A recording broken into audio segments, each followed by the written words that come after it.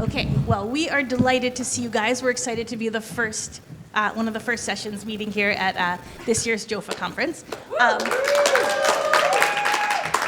And in our session, we're going to be talking about 3 different synagogues and the way that each one of the shuls has kind of worked to try to increase women's participation in the shul. And I will introduce myself. I'm Rabba Wendy Amsellem. I'm a proud member of Congregation Darchei Noam, which Talia will talk about. And I teach at Yeshivat Maharat. Happy to talk about either of those things afterwards. But mostly our session today is really going to focus on how Rabbanit Bracha at HIR and Rabbanit Dasi at the South Philadelphia Shtibel and Talia at Darchei Noam are a part of increasing women's participation in their respective shuls. We'll talk a little bit about the challenges of that, about ways in which we could increase that more.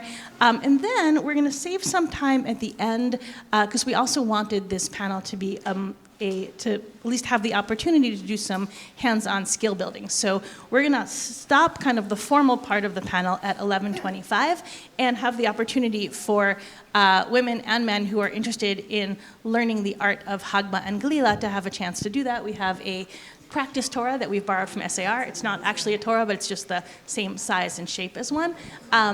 And if people are interested afterwards in learning how to do that, we'll be delighted to help you out. So we'll start that at around 11:25 or so. So I guess let's get started. I'm going to maybe ask each one of our panelists just to sort of introduce yourself briefly and maybe talk about the way that your synagogue increases participation of women. Hi, everybody. It's awesome to see you. Thank you for coming to the first session. We appreciate that, and I see so many familiar faces. Make sure you come up and say hello to me if I didn't notice, and say hello to you. So welcome, welcome. I am the Associate Rabba, which is a position that is designated only for a woman at the Hebrew Institute of Riverdale. It is unusual for an Orthodox shul to do that, probably one of the only ones in the world, not the only, but one of them.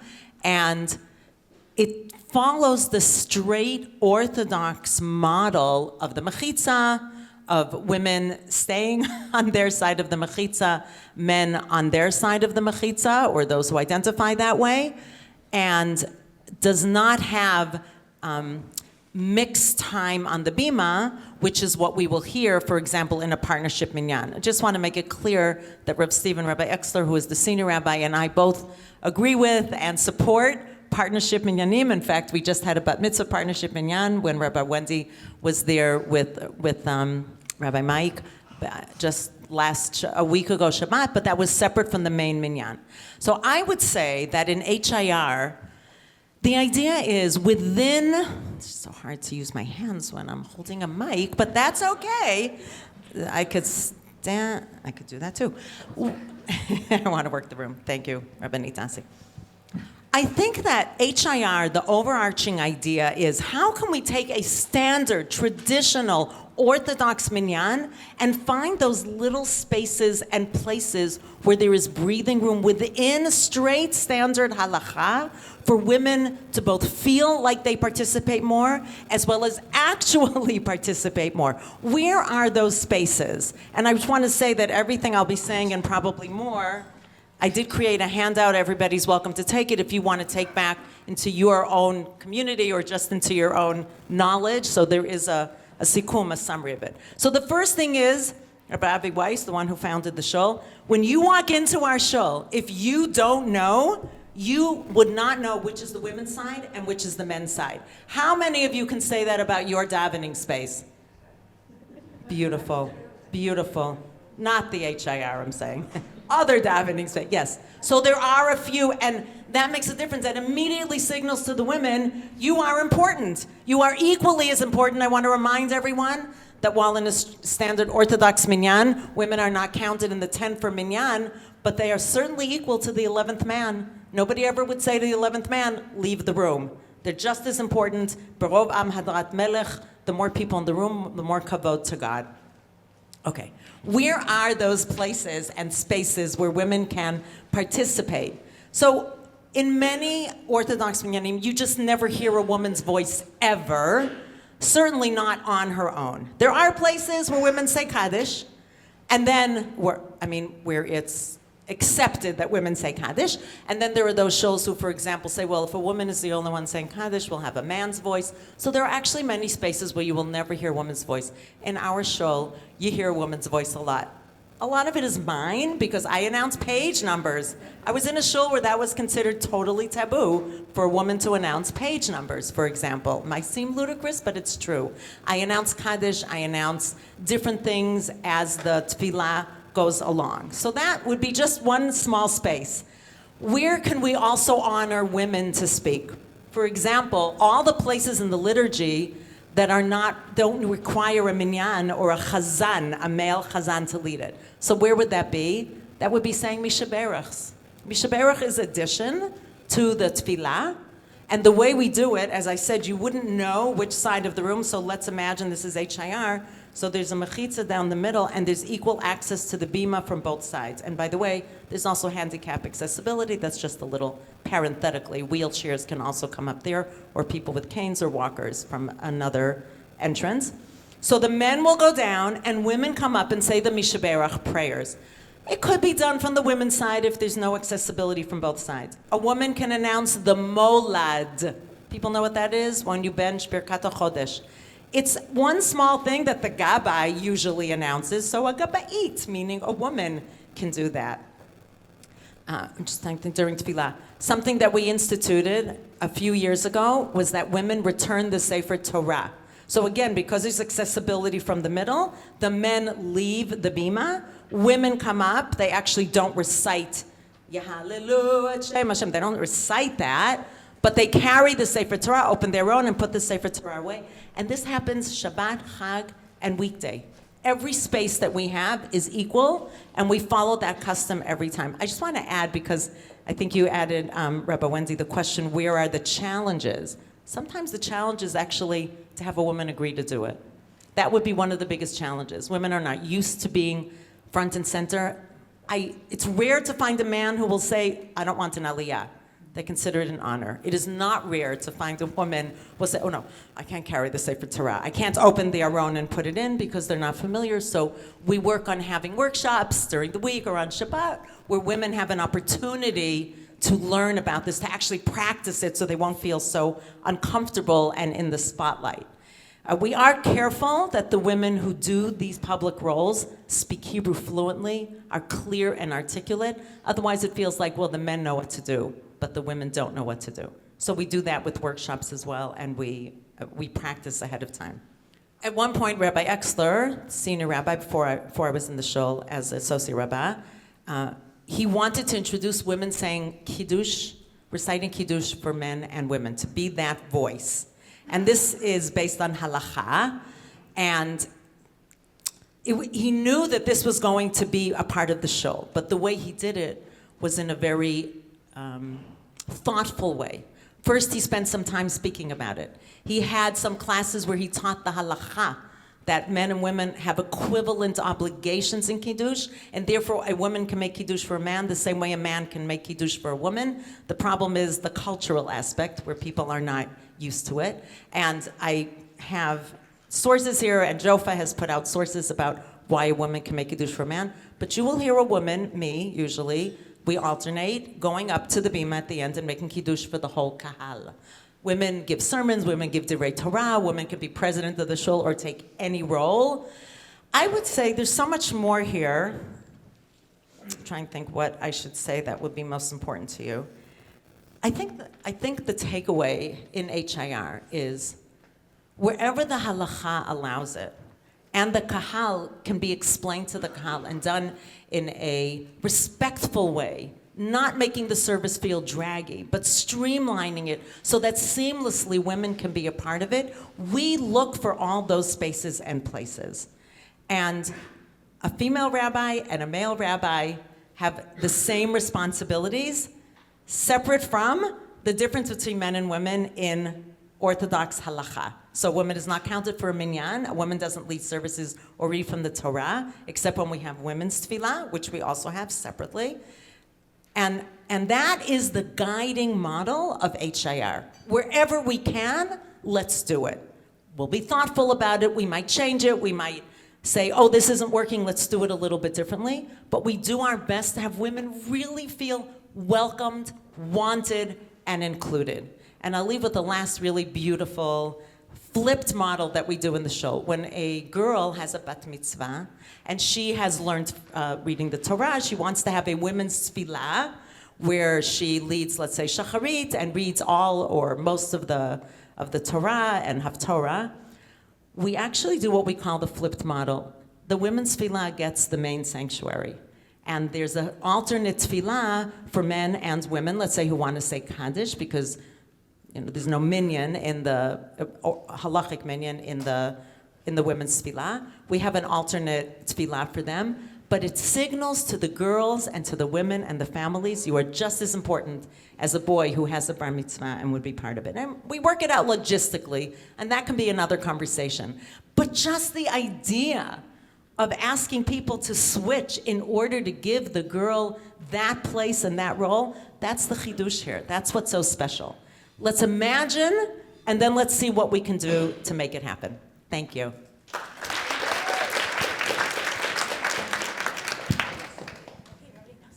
Thank you so much, Rabbanit. Thank you. I want to say a few things that will maybe introduce my comments. Oh yes, my father, the musician, with the microphone. One is a feeling of deep kedusha, sacredness. I am a product of Jaffe, I think. When I think about, round of applause. It's like a little verklempt, a little bit, just because I grew up in a world of the introduction of women's Megillah readings and the Jaffe Journal, and I grew up in Kemp Mill, where I saw these women kind of standing up and taking up space, and I got to create a path for myself thanks to all of the institutions that stand on the shoulders of Jaffe, like the amazing Yeshivat Maharat. So there's a lot of sacredness in this room right now, and I just want to feel the bigness of that.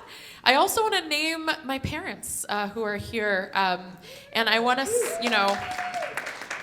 something in particular is my mother is particularly a role model for me in this department, because when I talk about my approach towards Orthodox feminism, we davened at a shul in Long Beach for my entire life. My father was the chazan on Rosh Hashanah Yom Kippur, and there was a balcony in that shul, and I remember looking down like a bird at my father's kippah, singing. It was just so beautiful.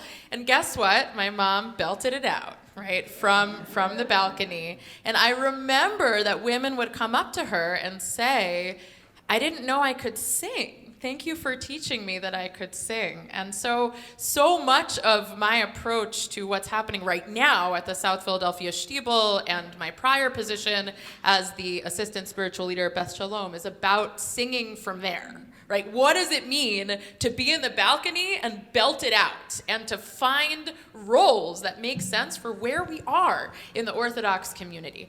So I love that Rabbanit Bracha started, because I think there's actually a slightly different approach at the Shtibel. Because when you walk in to our shul, which is a startup congregation, 6 years ago, we began it.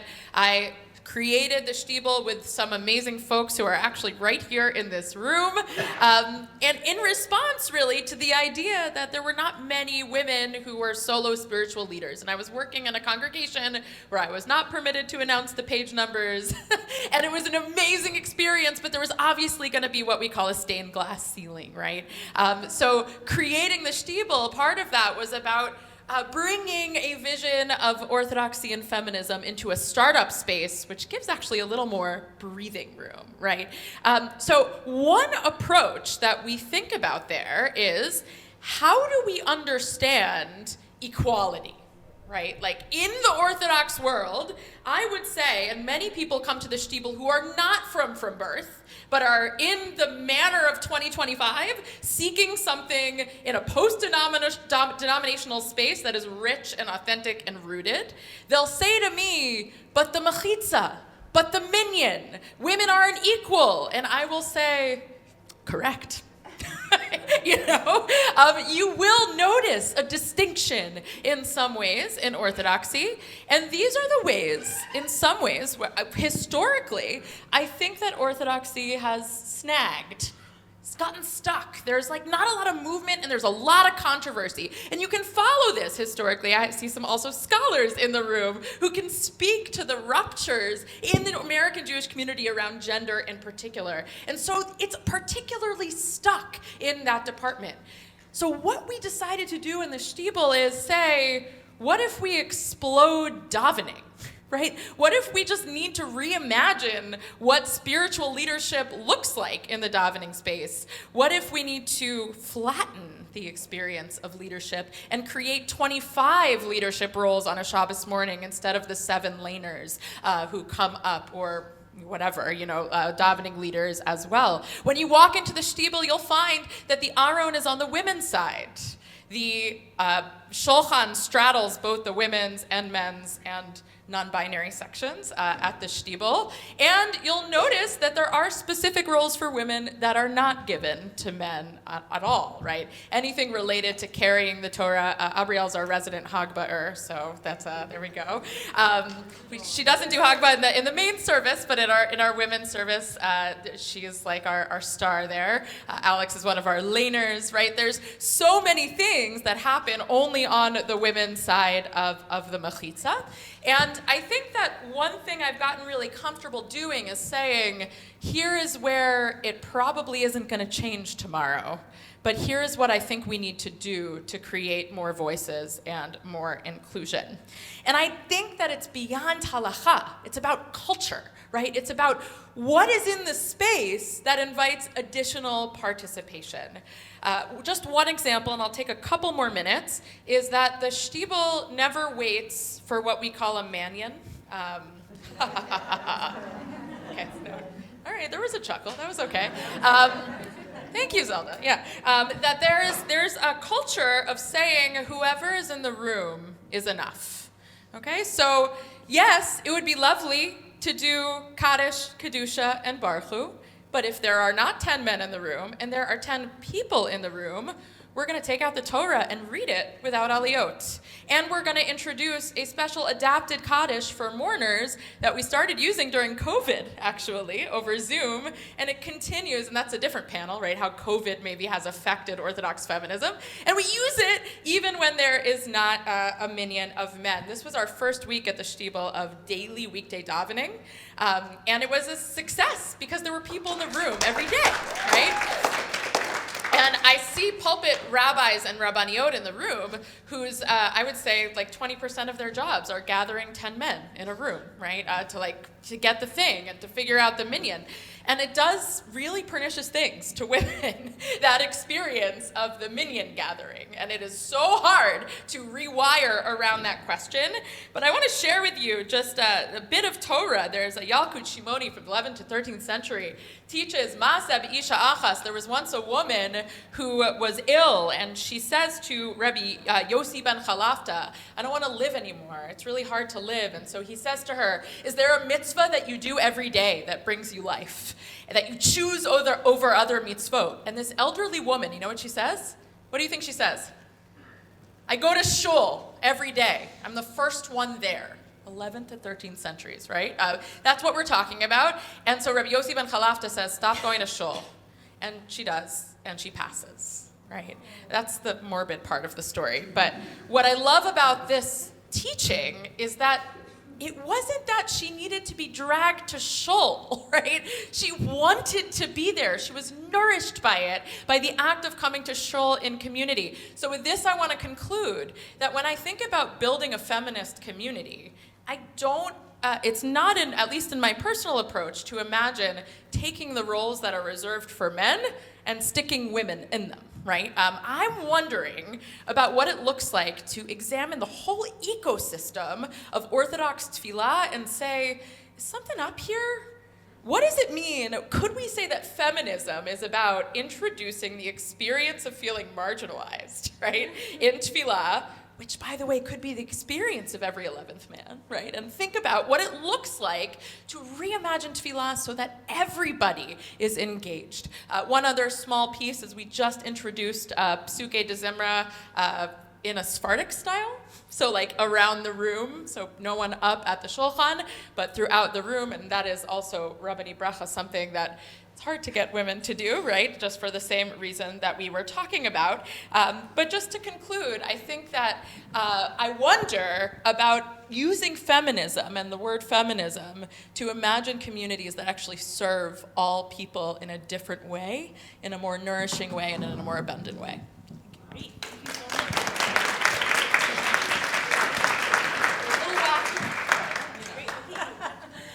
Yes. It's so fascinating to hear you open it up, because as you were saying that, I was having similar thoughts of I grew up in the Jaffe world. I started out, my bat mitzvah was the second women's tefillah group in my synagogue. The first one was so that the kinks would get worked out. And the mess that came up in the synagogue, once the women's tefillah group started, lit a fire under me. There was a push to discontinue the contract of the cantor that taught me how to lane, and he left shortly after. My bat mitzvah was the only women's tefillah group in a sanctuary. After that, the women's tefillah group was in the social hall, despite the fact that there were 2 sanctuaries. And that lit a fire under me. And for those of you who are at Dar Chainom probably have seen that fire.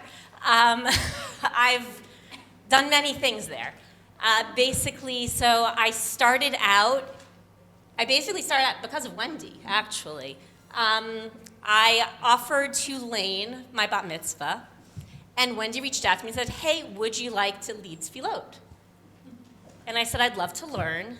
And we sat down at Zoom, and you talked me through the Torah service.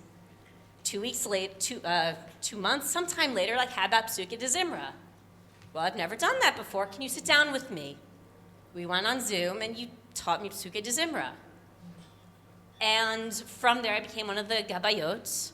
From there, I became the women's davening coordinator. And from there, I did more other things as well. And I can tell the whole bio if you really want, but I think that I'm going to pause there because one of the first things that happened when I became the women's davening coordinator was one of the co-chairs of the synagogue said, you need to know that this is not just a managing and an administering job. This isn't just finding the women to lead Psukei de Zimra, to lead the Torah service.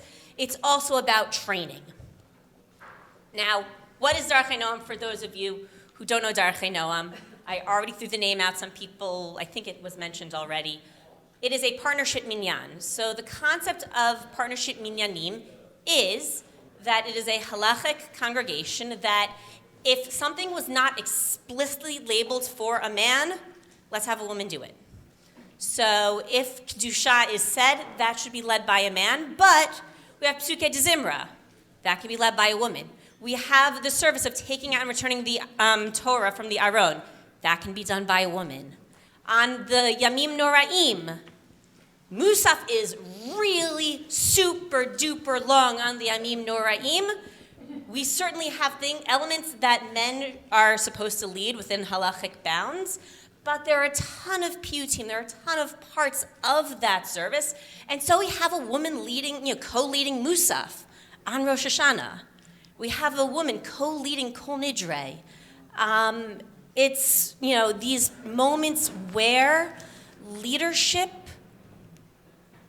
doesn't require accreditation necessarily, that a woman can say, you know what, my Hebrew is good enough, I can do this, and you do it.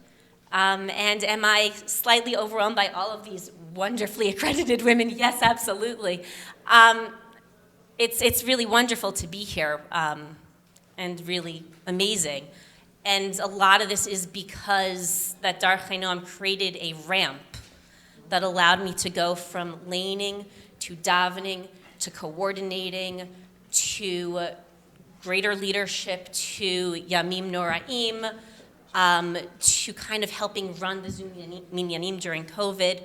I really have so much to give to that community for particularly those reasons. Beyond that, though, there are the small moments or smaller moments. There are the moments of up at the bima when you think about the way that the room is set up. There is a mechitza in the middle, and guess what? There's a mechitza around the bima as well, with two entrances, one to the men's side, one to the women's side. Once you're at the bima, the men stand on the men's side, the women stand on the women's side, and there's this sense of fluidity. It's not that this is closed off, it is a space of kind of holiness, of something special happening, and people go in and out as they are kind of invited to go in. And so what that means is then you need to draw upon a community to start filling all of these things that need to happen. It's not just about getting the people to stand up at the bima. It's about, or to stand up at the bima and learn the Torah. It's not about finding someone who can serve as a gabait alongside the gabai. It's not just about ba'alot tefillah. It's about the woman who will do glila. It's about the woman who will take an aliyah. It's about the woman who will go up to the Aron Kodesh and carry a Sefer Torah through the women's side. These are all things that we have to find every single week. And there is a lot of work that needs to be done both individually to train people up as well as communally to make sure that it is a community of volunteerism, of standing up and saying, sure, I can do this, I've never done it before, but you're here and I'll figure it out. And it's something that, I don't know, I think that that's kind of where I'll pause here because I know that there are some other questions and yeah. Great, thank you so much.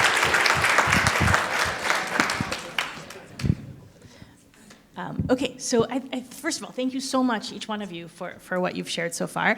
I guess I'm curious, in each one of your shuls, it sounds like there are roles that are kind of specifically, roles that you want women to participate in as part of tefillah, that sometimes women are sort of reluctant to take on.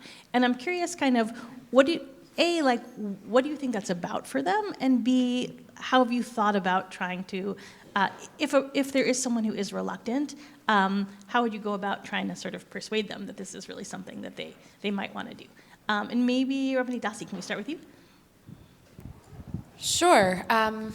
It's interesting. We have a conversion class at the Shtibel. There's like 12 people in it right now, right? And so people, men and women, right, who are becoming Jews.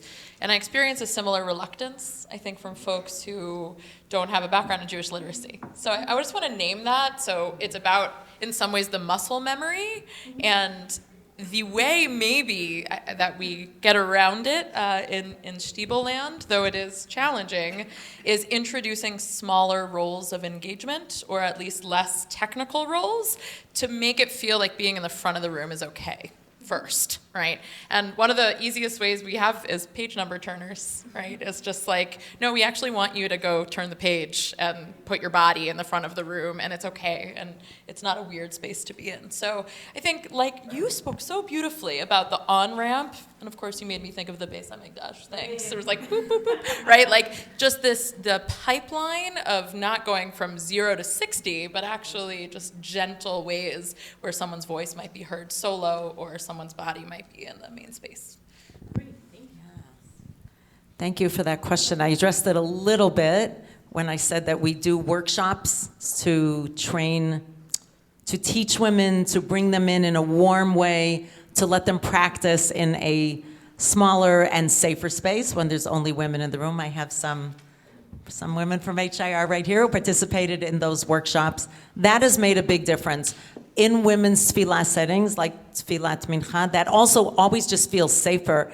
I think that the reluctance comes from a few places. One of them is cultural for women in general, and one of them is cultural for women in Orthodox Jewish spaces. And when they come together, it's difficult for women to break free and shed that and let that fall to the floor. So, being warm and encouraging is helpful. Often I hear women say, I've never held a Sefer Torah before, I might drop it. And I always tell them, I'm not a strong person. This is a light Sefer Torah. I will be right with you every step of the way. I will show you exactly what you need to do. And if for some reason you're uncomfortable, I can hold the Torah. That's something that can help women. Or have them be the secondary Gabba'it. I think it's very similar, actually, the way to bring women in. But the technical way of doing it is secondary to me. The first part is helping women feel that they are important and that they have a role and a makom, and we want you there, and we don't want to hide you behind the mechitza. So that is done with smiles and with warmth and with finding really small spaces to do that. And I think that's something that unfolds over time. Anywhere you see an opportunity to do it, that's what you do. So I think that's the way I would say it. Yes.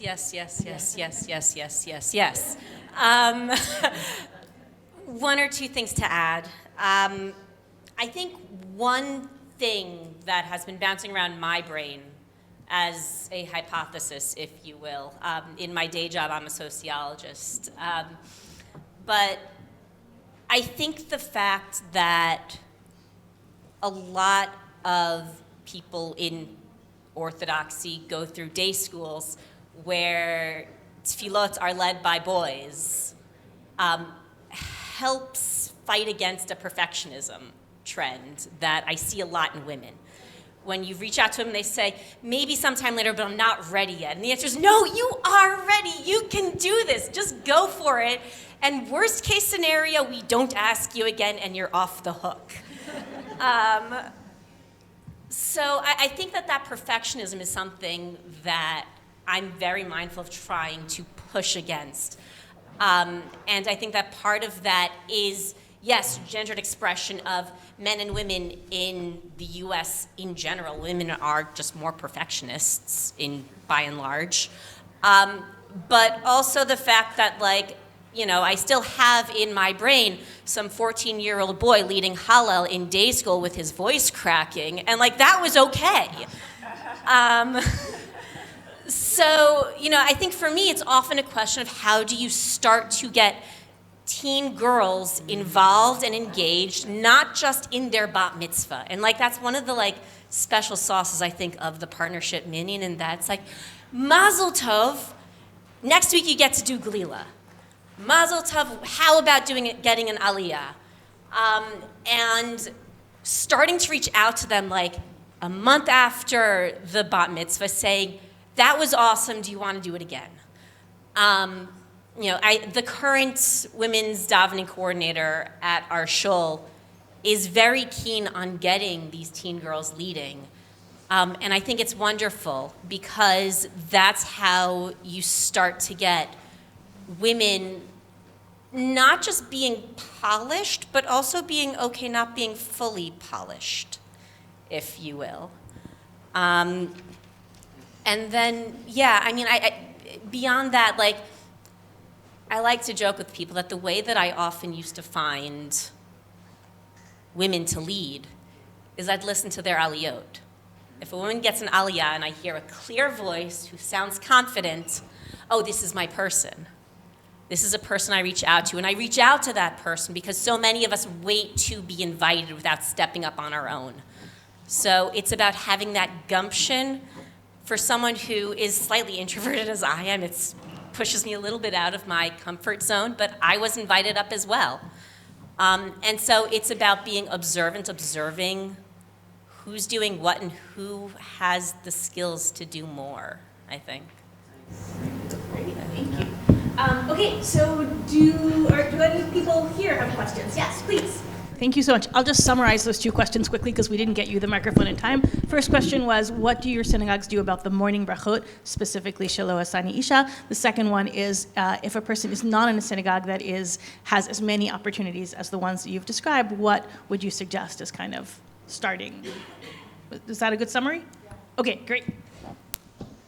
Two very brief answers only because Cherry Hill is right across the bridge, so we love you. It was good. Number one, I think, is the example I talked about before, singing, right? Is there a group of women that feels comfortable singing and knows to be there every Shabbos to model that for other women. Another thing I saw when I was growing up was Kaddish buddies.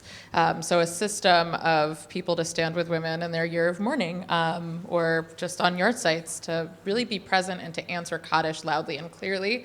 And that's just like a little baby way to just start to hear more women in the space. Thank you for that question, both of those questions. What, you wanted to? No. We skip it. Rabbi, follow me. I don't, we also do. We sidestep it, like do it at home. If you want to discuss it with me, fine. I can tell you what I do, but it's not just Shelo Asani Isha. There's also about being a convert and non-Jew. So there's that complicated part as well, or somebody who wasn't halachically Jewish. It just doesn't feel like our space. Okay, so we'll put that aside. I think it's important. I don't know what the limits are in your particular show. Always happy, by the way, speak to anyone who wants to about this. You can find my name in all sorts of places. I'm the Bracha Jaffe, who's the rabbi, not the singer. Just saying, I've been offered gigs. I'd love to say yes. Have a nice voice, but I'm not the singer. I do, by the way, have a dream of being Bracha Jaffe up on stage. She's the singer, I'm the rabbi. I hope it'll happen someday. But I don't know exactly, I don't know your name, but I don't know exactly where the limitations are. I'm very happy to discuss it. But if they can't happen in the shul, they can't happen during tefillah, putting aside what Rabbanit Dasi, that's still a wonderful, wonderful idea, to support each other on the women's side. I think it's okay and beautiful to create spaces for women outside of that. And I also want to say that knowledge makes a big difference.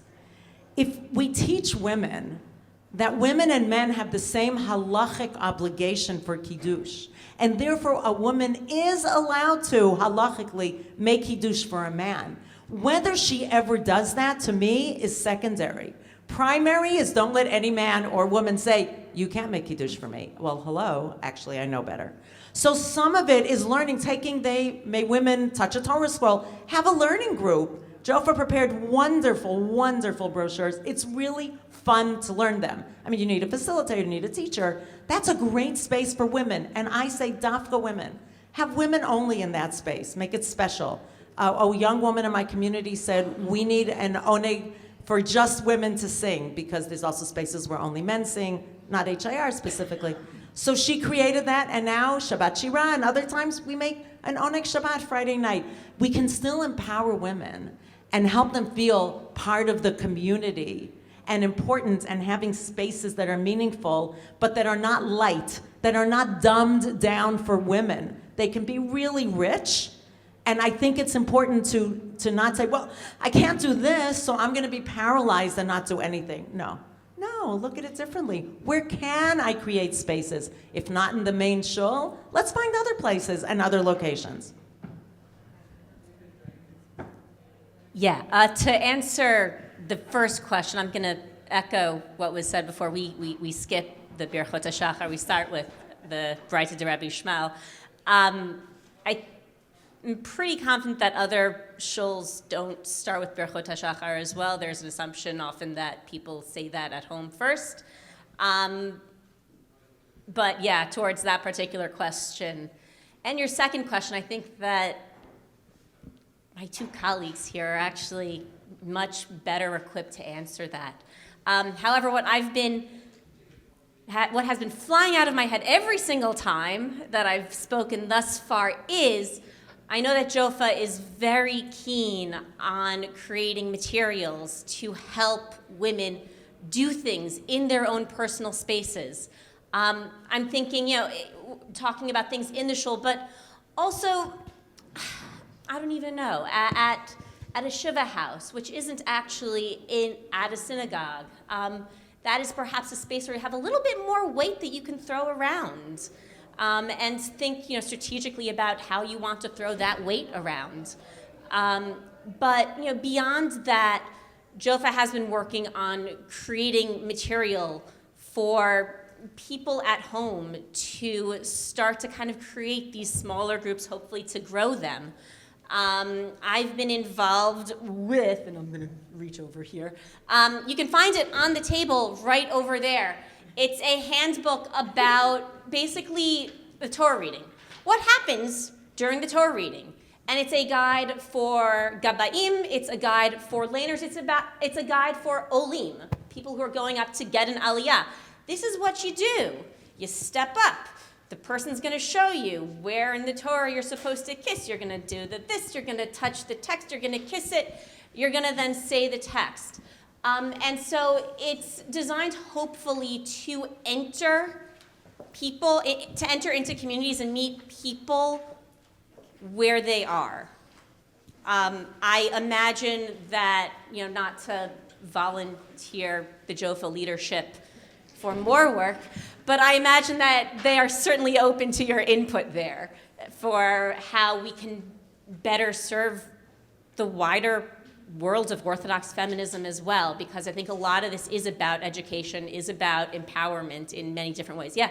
Oh, sorry, I have. I'm co-opting questions. Sorry, I don't know if that's appropriate. Yeah.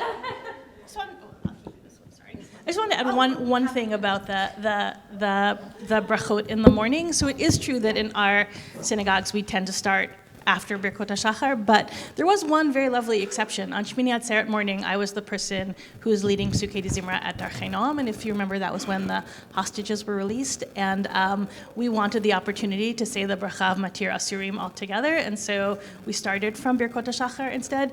And there's something actually kind of that I found kind of great about being the woman leading Birkot HaShachar and sort of saying She'asani Kirtzono on behalf of the room, like that was nice. Although I hadn't really thought about the issue of converts, and that is something really to think about. Okay, great. Please, yes. Thank you so much for all of the really great advice on how to encourage women to get more involved. How do you get the men on board?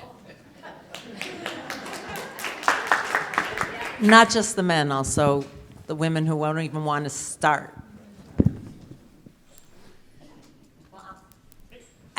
I agree, and that's a great question, but I think we have to be more specific, like on board with what? Really, like it's also very easy to put everything into one basket, but actually each piece needs to be addressed, as the woman from Cherry Hill, said, like, we can only do teeny little things. I don't know what those teeny little things are, but whatever they are, yeah. And I just want to give an idea. There's something that we do in our shul, and that is that if somebody has a yard site and they don't usually come to daven, or they do, it doesn't matter. We give them an opportunity of 5 to 7 minutes to speak about the person who passed away, either at the end of Shacharit or between Mincha and Marib. It's not a ritual role, it's not a liturgical role, it's just saying, my mother was this wonderful person, or this is what I remember. So those can also be spaces. And then somebody says Rabbi Hanania and Kaddish to Rabbanan separately, but there are places, sometimes you have to be imaginative. So anyway, continue. What did you mean by a man? Okay, so I'm trying to think. I guess people, and this isn't specific to men, but I would say that they have less to gain. People who are resistant to change, who say that's just not the way we do things. It sounds nice in theory, I just don't want to do it in my davening. So, what's your name? Leora Skyer. Hey, Leora. I was born in the late 80s, and I can't even imagine what it's like for folks who are older than me to be sitting in this room right now and seeing two women who are like clergy, and then this amazing woman who's leading a community, and then this amazing woman who teaches at a rabbinical. It's like wild, right? And Rabbi, and I'm thinking about social change more than Orthodox feminism right now when it comes to your question. And that whole thing I said before about reorienting at least our space away from the feminism, literal feminism question, is also about that. It's also about social change. And maybe you can speak more about this, but turning our attention away from like the 3 main topics we will discuss this year is whether a woman can breathe, number 1, and whether she can use the same room as me or whatever.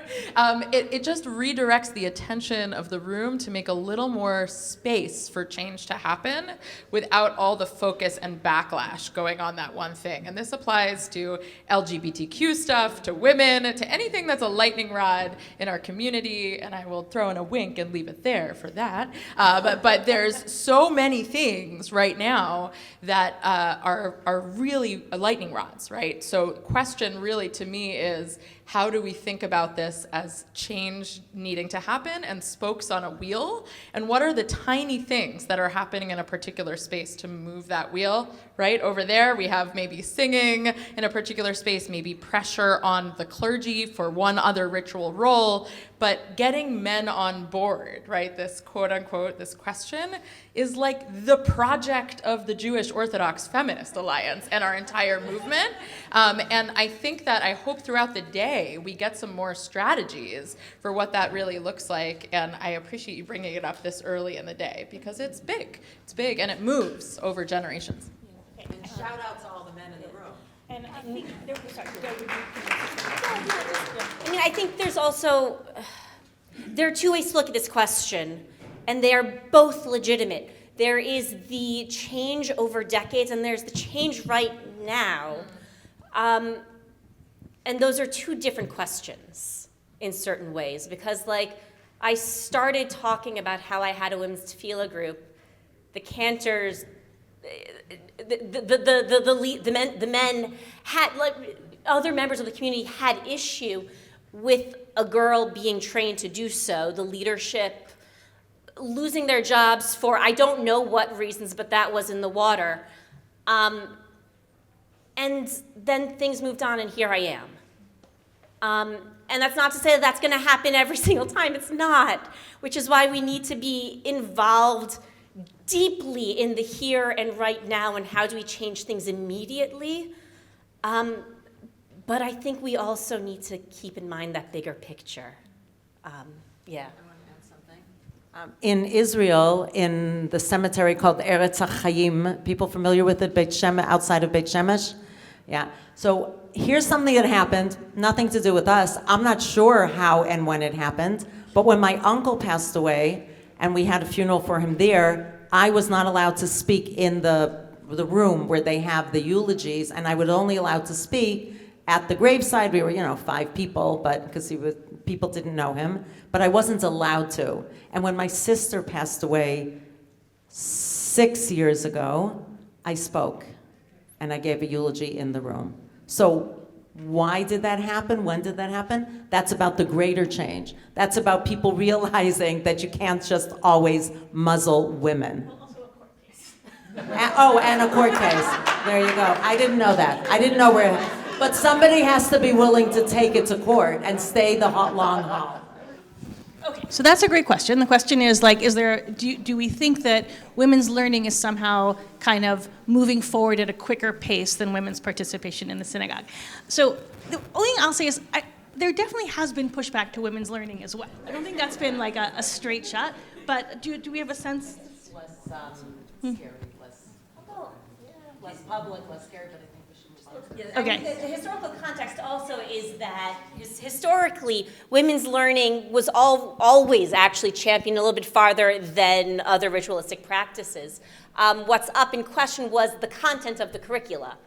But generally that was the idea of this is how, when all of the immigrants were coming into America, this is how we make sure that the Jewish people stay the way that we want them to be Jewish. We make sure that the girls are also learning what we think they should know. And there was that historical precedent. Just as background, I attended the Jaffe conference in 2017 as an undergraduate at Rutgers. My friends and I came out of that, founded the partnership union at Rutgers, which ran until COVID, and it was a great time. We all graduated, moved to suburban communities, and none of our shuls, no matter how liberal they were willing to go the way that our partnership union was, as far as really putting the money where our mouths were at anything that women can do, they do. Not only on Aliyot, but leading Kabbalat Shabbat from the Bima, leading Shukit Zimra from the Bima, things like that. And I'm wondering if it could be reflected on by the panelists why it is that only partnership minyanim are willing to push these boundaries and not any establishment shul, no matter how liberal it is. by definition, what you just described is a partnership minyan. That is how the partnership minyanim come into effect, is by allowing that. So unless that shul is okay with, and by the way, I don't like to use the word liberal because that sounds like less halachic. I never say that about HI. I always say more culturally aware, which I think we could, and it's true. And I will not use the word liberal because that's like code for, oh, you're not so halachic. That reform shul, HIR, the one that allows women to announce page numbers, like that. Okay, so I think that what you're asking, like in my shul, actually, women do stand at the bima. They don't lead those pieces that are defined by partnership minyanim. And by the way, Rabba Wendy, from a previous Jofa conference or something, I attended your session on partnership minyanim, and that's what taught me about it, and taught me that it was halachically okay. So shout out to Rabba Wendy for years and years. So I think what you're asking is, it's almost like disingenuous, almost, because basically you're saying, why aren't more Orthodox shuls partnership minyanim? That's really what I feel like you're asking. So is there an in-between? I think HIR tries to do that, and we are somewhat successful in finding those spaces. The next step would actually be being a partnership, and that would go to Psukei Dizimra. So I'm just not sure that there's more and that you can find within the spaces without being what a partnership minyan is, whether you call it that or not. That's the way I would say it. So I'm going to tell a secret to a room full of people, which is a terrible idea. But I totally agree halachically, and I'm on board with partnership minyanim and maybe even beyond. And I can see the rifts that happen in the Orthodox community around them. And the shtibel is not a partnership minyan, and it is very close to, and this is the question to me that Rabbi Gottlieb is asking is, how can you do all the things and you can still have someone from a yeshivish background from Bnei Brak, right? Like this past Shabbos come in and be like, I would never do that, but like this is okay, right? And so like where are those lines? You kind of have to follow it. If someone were to ask me, what do you think this space will look like in 5 years? I think I would be like, I'm not sure.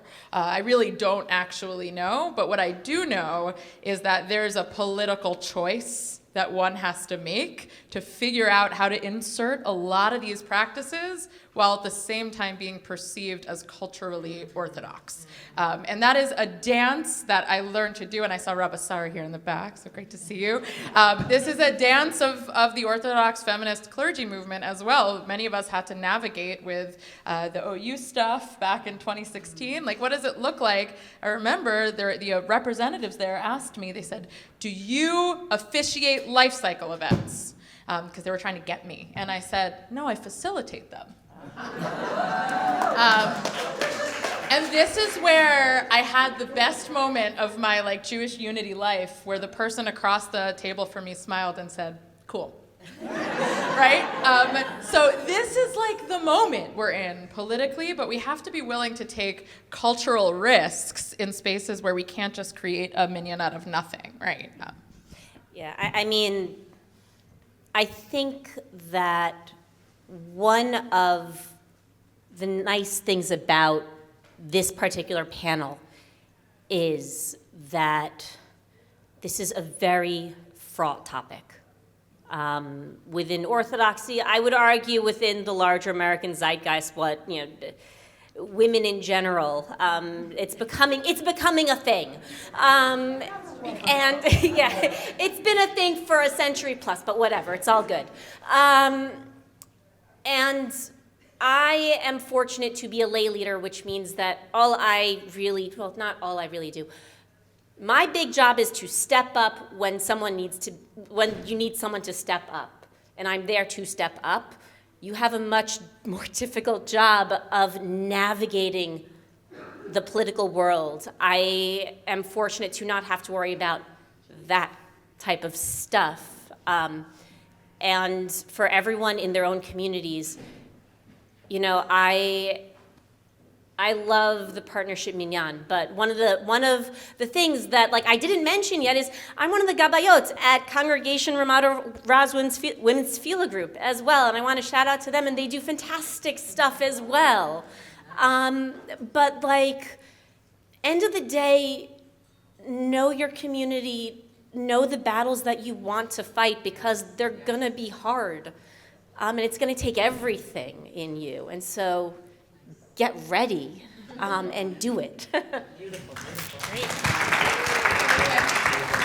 Okay, and I just want to add something maybe in response further to Toby's question about women's learning and synagogues. I think that something that I think is true both in the world of learning and in the world of synagogue participation is that knowing how to do things makes it much more likely that you're going to do them. And so in the same way that like once women learn more Torah, they want to be more involved in the teaching of Torah and the general experience of Torah, I think the same thing is definitely true. Like you can think that it's really important for women to lane, but if you don't know how to lane, it's very hard to do it, right?